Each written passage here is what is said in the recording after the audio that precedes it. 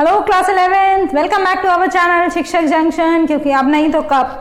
Yes, we will continue our same topic that is on the proteins. और हम proteins के structures पर बात कर रहे थे। मैंने आपको प्राइमरी स्ट्रक्चर्स और साथ में सेकेंडरी स्ट्रक्चर्स में भी बीटा प्लीटेड शीट्स और अल्फा हेलिक्स, ये दो पॉइंट्स आपको ऑलरेडी एक्सप्लेन कर दिए थे। अगर किसी बच्चे ने वॉच नहीं किया है तो just go on the channel and search, you will get all the lectures. The lectures are going to be very important, especially because these are the biomolecules or the macromolecules which forms the basis of our future lessons or future sections। तो आपको ध्यान देना पड़ेगा इन सब के ऊपर, क्योंकि मेरा मोटो है आपके बेसिक्स को स्ट्रॉन्ग कराना। और अगर आप मेरे साथ चलेंगे तो डेफिनेटली आपके बेसिक्स स्ट्रॉन्ग होने से नहीं बच पाएंगे। But for that what you have to do, अगर अभी तक चैनल को सब्सक्राइब नहीं किया है तो do that and yes do follow the Facebook page also so that you can get the notifications। चलो स्टार्ट करेंगे अब हम प्रोटीन्स के दो और स्ट्रक्चर्स के साथ। सबसे पहले हम देखेंगे अपना टर्शरी स्ट्रक्चर।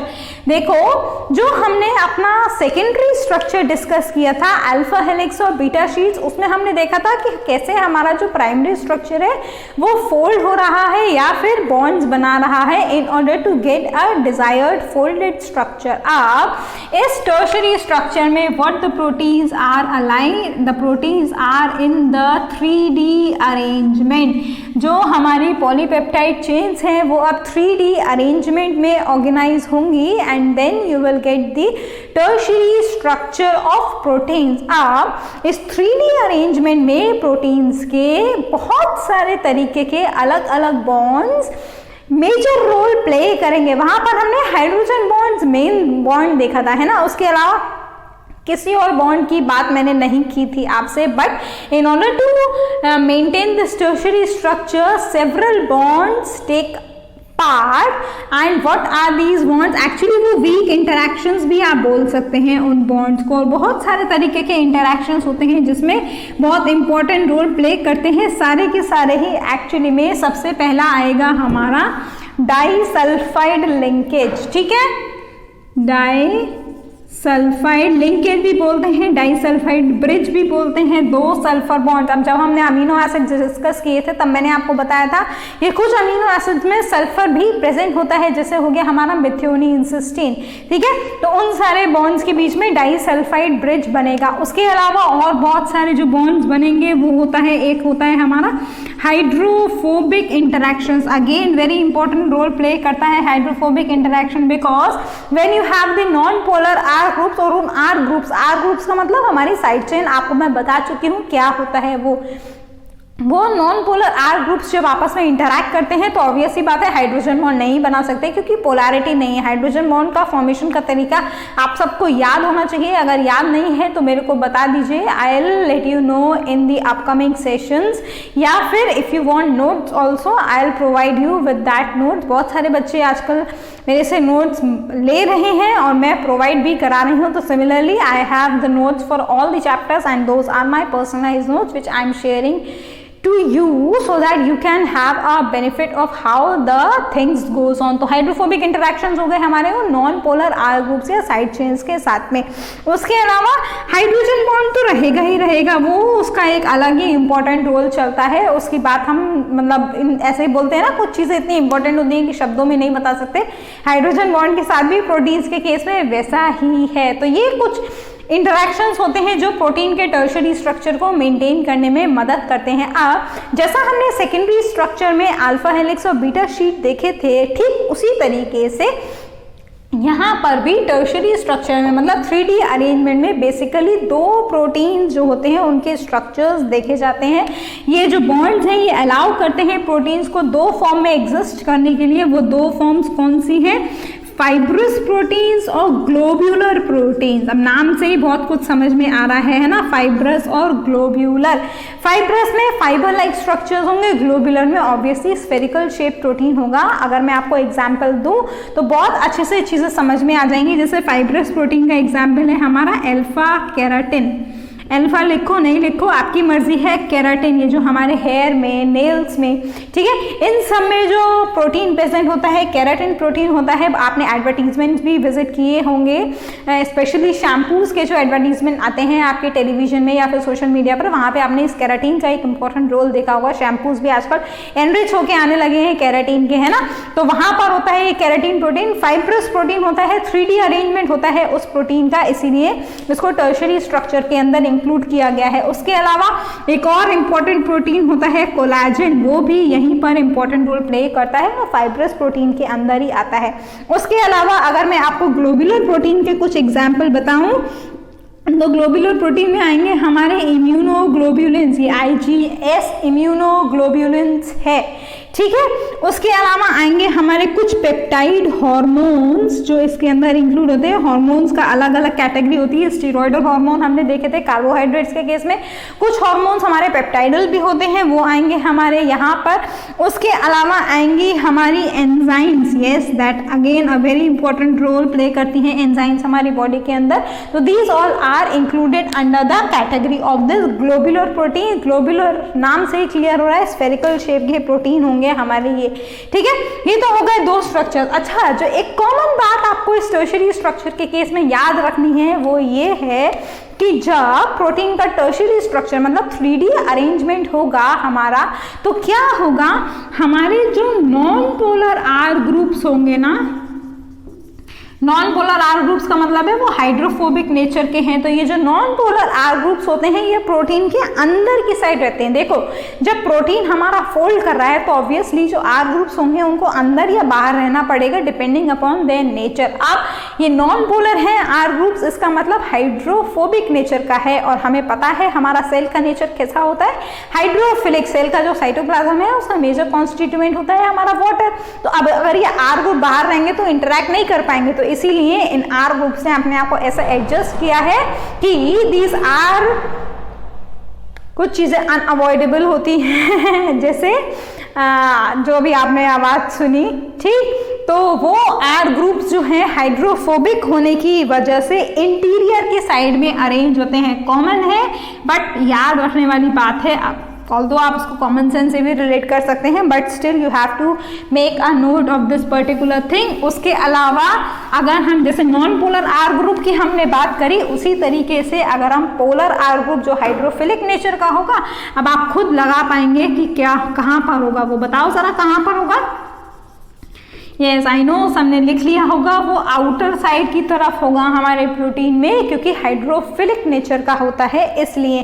तो this is how the tertiary structure of protein is form. अब इस टर्शरी स्ट्रक्चर को डिपिक्ट करने के लिए you have many technologies that are available, and yes this tertiary structure again plays a very important role while depicting the function of the protein. जैसे कि कुछ technologies, जैसे कि टर्शरी स्ट्रक्चर प्रोटीन का जो है वो रिवील किया जाता है, वो होता है जैसे एक्स-रे क्रिस्टलोग्राफी, क्रिस्टल्स बना के फिर एक्स-रे की मदद से उसको निकाला जाता है। उसके अलावा NMR technique, nuclear magnetic resonance imaging या स्पेक्ट्रोस्कोपी भी बोल सकते हैं आप। तो NMR टेक्निक के थ्रू भी इस टर्शरी स्ट्रक्चर को प्रोटीन के अंदर से या प्रोटीन का निकाला जाता है in order to test its function और in order to know the function of that particular protein. समझ में आया टर्शरी स्ट्रक्चर क्या है? ज्यादा डिटेलिंग्स अभी आपके सिलेबस में नहीं है, but yes when you go in your higher standards you will definitely learn, and all those particular studies are very interesting, especially जो हम quaternary structure पढ़ने वाले हैं वो तो और भी इंटरेस्टिंग है, क्योंकि एक्चुअली में जो प्रोटीन का स्ट्रक्चर या फिर फंक्शन बोलो आप, वो उसी क्वाटर्नरी स्ट्रक्चर के थ्रू ही होता है। तो उसी से आएगा हमारा क्वाटर्नरी स्ट्रक्चर। बट कुछ कंडीशंस हैं, कुछ लिमिटेशंस हैं इस क्वाटर्नरी स्ट्रक्चर की, जैसे कि अगर प्रोटीन के पास 2 या उससे ज़्यादा पॉलीपेप्टाइड की चेन्स हैं, तब वो पॉलीपेप्टाइड की चेन्स आपस में कैसे अरेंजमेंट शो करेंगी और और फिर कैसे उसका स्ट्रक्चर मतलब उसका फंक्शन को मेंटेन करेंगी वो डिपिक्ट करेगा हमारा क्वाटरनरी स्ट्रक्चर। तो समझ में आ गया होगा आपको क्वाटरनरी स्ट्रक्चर क्या होता है। Quaternary structure is formed when a particular protein contains more than 2 polypeptide chains and those polypeptide chains are there interacting within the protein molecule to give it a definite structure। उसको हम बोलते हैं quaternary structure। ठीक है, अब ये जो quaternary, अच्छा इसको अगर लिखना चाहो तो आप इसको ऐसे भी लिख सकते हो, it is the spatial arrangement of the polypeptide chains of a protein. ठीक है, अब एग्जाम्पल के थ्रू ही यहाँ पर भी उस क्वाटरनरी स्ट्रक्चर को स्टेबलाइज करने के लिए we have those particular bond like disulphide, hydrophobic interactions, hydrogen bond. ये तो कॉमन सी बात है ना कि जब पॉलीपेप्टाइड चेन्स आपस में इंटरैक्ट करेंगी तो कोई ना कोई बॉन्ड उनके रहना चाहिए आपस में इंटरैक्शन को बनाने के लिए। तो that is how the quaternary structure और in fact the tertiary structure is maintain within a particular cell और within a particular environment.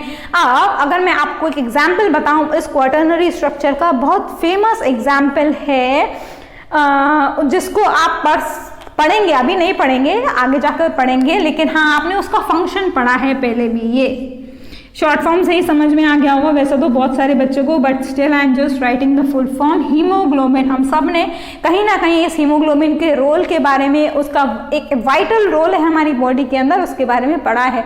तो this haemoglobin, the structure of haemoglobin is actually a quaternary structure because more than 2 polypeptide chains interact in order to form a subunit or a unit of hemoglobin. So that is how the quaternary structure is there.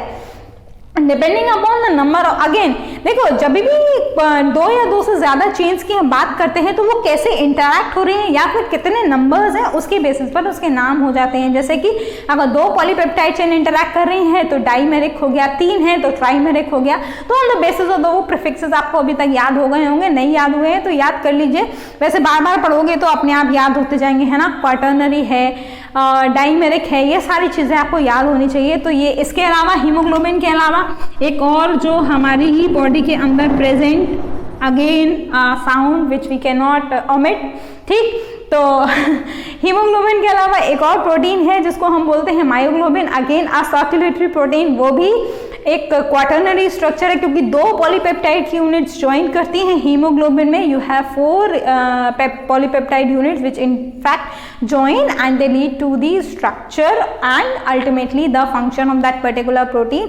So with this हमारा जो protein वाला portion है वो finish होता है। मैंने आपको बहुत सारी चीजें इस प्रोटीन में बताई, जल्दी से एक बार रिकैप करती हूँ क्या क्या डिस्कस किया हमने।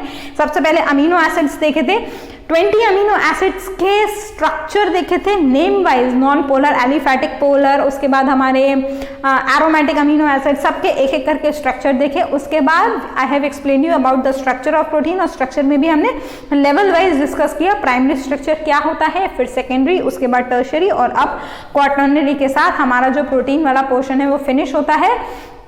यूजर्स प्रोटीन्स के अलग अलग जगह पर हैं, सेल्स में डिवाइडेड है, बाइफरकेटेड है, हर एक यूज आपको पता होना चाहिए ब्रीफ में। जैसे कि एंजाइम्स हमारे प्रोटीन है, ट्रांसपोर्टेशन के लिए we have proteins, all these haemoglobin, myoglobin, ये भी सारे प्रोटीन के ही मॉलिक्यूल्स हैं। अल्टीमेटली प्रोटीन्स क्या है, मैंने आपको बताया था मॉलिक्यूलर वेपन्स हैं एक तरीके के, जो कैरेक्टर को एक जनरेशन से दूसरी जनरेशन तक ले जाने का काम करते हैं। That is the importance of the protein. अब क्योंकि हम ज़्यादा इंपॉर्टेंट चीज़ों की तरफ बढ़ रहे हैं धीरे धीरे, तो नेक्स्ट लेक्चर से एक और इम्पॉर्टेंट मैक्रोमोलिक्यूल स्टार्ट होने वाला है, जो क्या है हमारा nucleic acids. Again an important concept and also interesting thing, so we will come up with the nucleic acids from the next lecture. Till then if you have any doubts you are free to ask through the comment section और through the Gmail ID. Yes, notes are available but for that you have to mention in the comment section so that you can get the required study material. Okay, we will meet in our next lecture. Till then, have a good day all of you. Take care. Bye bye. Thank you.